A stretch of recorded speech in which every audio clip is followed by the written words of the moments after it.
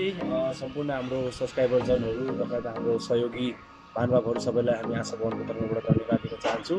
र आज फेरि हामी एउटा नयाँ भिडियो ल्याएर तपाईँको सामु प्रस्तुत गरेको छु। आजको हामीलाई केही सामग्रीहरू सहयोग आएको छ। हामीलाई चाहिँ हाम्रो चाहिँ भक्त कुमारी गुरुङ आमा जुन कालोपुल बस्नुहुन्छ उहाँ चाहिँ, र उहाँले चाहिँ हामीलाई चाहिँ उहाँको श्रीमानको स्वर्गीय हुनुभएको दिन आज हामीलाई केही सामग्रीहरू सहयोग गर्नुभएको छ। उहाँले दसना लगायत विभिन्न शिवानीहरू र मत्स्यको झोलदेखि लिएर हामीलाई उहाँले सहयोगको तौरमा उहाँले मद्दत गर्नुभएको छ।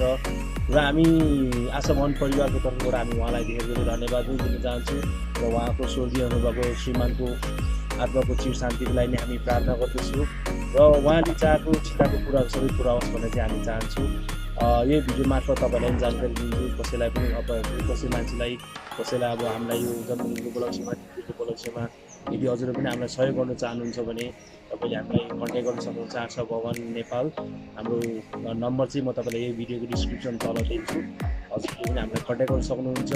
तपाईँहरू पनि समाज कल्याणको मानव सेवाको लागि मद्दत गर्न चाहनुहुन्छ भने हाम्रो आशा भवन परिवारमा जोड दिनु होला भनी हामी अनुरोध गर्दछौँ। धन्यवाद। र आमा तपाईँलाई धेरै धेरै धन्यवाद। हामी अब पहिलाको त्यो पुरानो डस्नाहरू चाहिँ फेरेर नयाँ डस्नाहरू हाल्दैछौँ अनि झुलहरू पनि हाल्दैछौँ। अब हामी झुलहरू हाल्नु होला।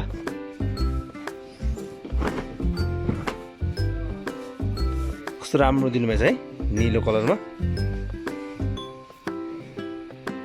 त्यो धेरै बाक्लो होला भाइ, पुरानो त निकाल्दैन हौ छोडो त। पातलो पातलो भाटोमा चाहिँ यो राखिदेऊ होइन, बाक्लो भाटोमा त राख्नु पर्दैन। यदि पातलो छ भने चाहिँ राखिदेऊ।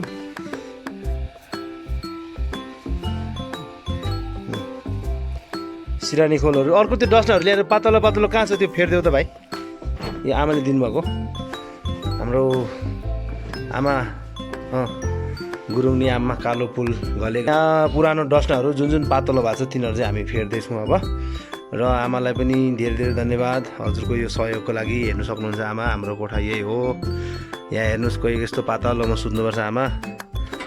राति जाडो हुन्थ्यो पहिला, तपाईँले सहयोग दिनुभयो, धन्यवाद आमा तपाईँलाई। यही हो हाम्रो कोठा चाहिँ यहाँ बस्नलाई। नमस्ते गरिदिनु आमालाई। नमस्ते आमा, धन्यवाद पनि भन्नु। धन्यवाद। ल हस् ठिकै छ। अब यहाँ पनि फेरिन्छ आमा, कतिवटा पुग्छ। र झुल चाहिँ सबैमा हालिन्छ अब हामी होइन, उताको अर्को कोठाबाट चाहिँ हाल्दैछ।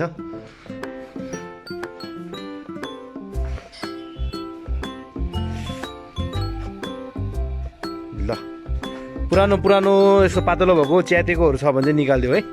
सकेको अब त्यति साह्रो त छैन होला, त्यही पनि पातलो भएकोहरू चाहिँ निकालिदेऊ न। झुल ल्यायो ल, झुल पनि राखिदेऊ।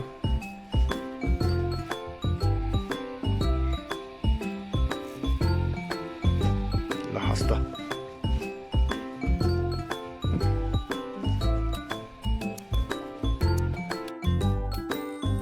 आज हजुरले भनेअनुसार हामीले सबैजनालाई खिर र फलफुल तरकारीहरू बिहान खाजामा बनाएर दिए। र हजुरलाई फेरि पनि धेरै धेरै धन्यवाद सहयोगको लागि, हजुरको अमूल्य सहयोगको लागि धेरै धेरै धन्यवाद आमा।